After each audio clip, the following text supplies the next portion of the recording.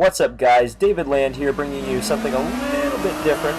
This is a review of a virtual car, the Nissan NISMO GTR LM. This is how it's going to work. You see, you're going to have a replay here and an onboard shot. And this is a 3-lap arcade mode race. So on the first lap, you're going to get the split screen shot here. On the second lap, you're going to just get the replay with no commentary from me. And then on the third lap, you're going to get the onboard shot with commentary, me kind of talking through a lap. Of course, this is the 4th round car and track combination for GT Academy. I have kind of slacked on that series that I tried to start, but kind of slacked on it due to the 8500 month. So hopefully I will get my lap time up for at least round 4. I'm still working on it, as I want to try to do well. And these are the kind of cars, and this is definitely the kind of track I like. Le Mans is a fantastic circuit. You can see me just heading through the first chicane here. There's a lot of things to say about the GTR Nismo, and the very first thing is that I'm so glad to see a modern race car involved in a modern video game. And so modern that it's a 2015 model. It will be racing at the 24 Hours of Le Mans this year in the LMP1 category. There's actually 3 of them that will be competing in that event. And it's fantastic for the sport and for sim racing and gamers and all that, to be able to experience a car that real race car drivers are driving this year. You can see the car following me. I'm doing the driving, by the way, if you didn't already know. But the car following me is actually the R89C. That is a Nissan. It's actually a Lola chassis with a Nissan engine. But the R89C is the inspiration for one of the liveries on the GTR LM cars this year. It's actually car 23, the one I'm driving, that carries that Clasconic, or however you say it, livery. So that's fantastic. But yeah, how this car drives, well, let's see. It's a front-wheel drive, and it's got 600 horsepower from the internal combustion engine, and then it's got like another 700 from the flywheel. So it's like 1,200 horsepower all in total. And as you could see there, as I came out of Arnage, just lit the wheels up. So it is very point and squirt. This car is kind of, you point it in the direction and you push the throttle down as the Pescarolo gets pushed off there and slides backwards into the tires. But yeah, you kind of got to slow down early and get on the power. Slow down early, get on the power early, and turn in early, because especially with people like me who drive in cockpit view and are used to LMPs, you're kind of sitting farther back than you usually are, so you kind of have to judge things differently. But I'm going to shut up for a while and just let you enjoy the sounds of a full, complete lap here. And this is a great sounding car, so enjoy.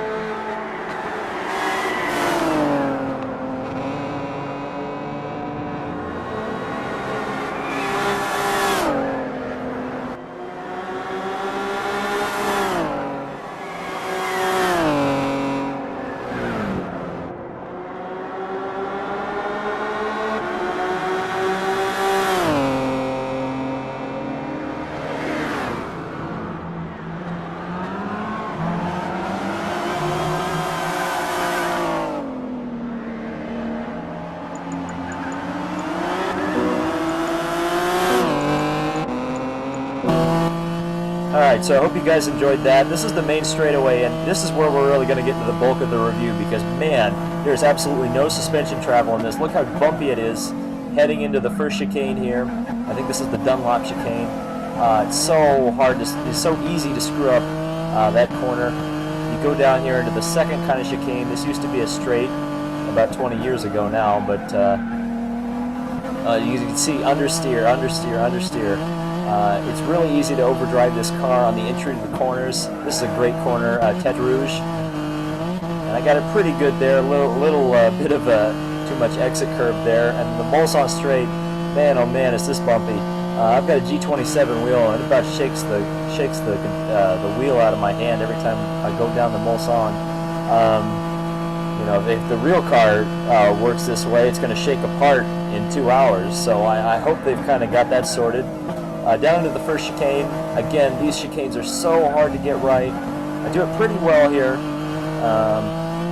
but you've just got to keep in mind that, you know, in a normal P1 car, you've got a lot more grip. For some reason, you just seem to have a lot more grip. Probably because they're rear-wheel drive, rear-engined or mid-engined cars, and this is a front-engine, front-wheel drive. Most of the weight is at the front. So you've really got to keep that in mind. Into the second chicane. Pretty good line there. Little bit wide on the exit. And back down the straight, the third of the Mulsanne, I suppose you could call it. I almost called it the third half, but that wouldn't make any sense.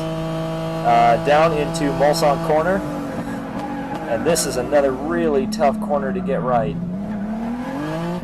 especially in this car, because again, you're well over 200 miles an hour heading down that hill, and you got to get it low down for the hairpin turn. I'm actually chasing down a Pescarolo, and this is going to get interesting here in a second. This is down the run to Indianapolis. I can't remember what this straight is called. This is a tough corner. This is a tough corner in any car. And then into Indianapolis. Ooh, understeer, bad understeer, right out to the curb there. Yeah, I really screwed up that one. Arnage. Drivers all hate this corner. They say it's just the slowest thing ever, and I agree, especially in this car. It's not a lot of fun. But here we go, back. We're heading toward the Porsche curves now. We just went under the Porsche banner, but there are no Porsche cars in this game because EA. So into the Porsche curves, and this, boy, this is really clinch your pants stuff here.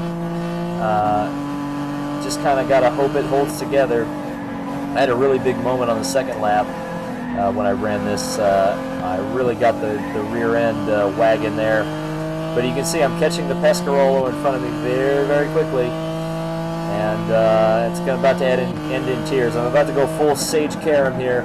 Dive bomb down to the inside. Nope, didn't make the corner, and oh, across my bow he comes. And unfortunately, he goes off in the grass and spins out.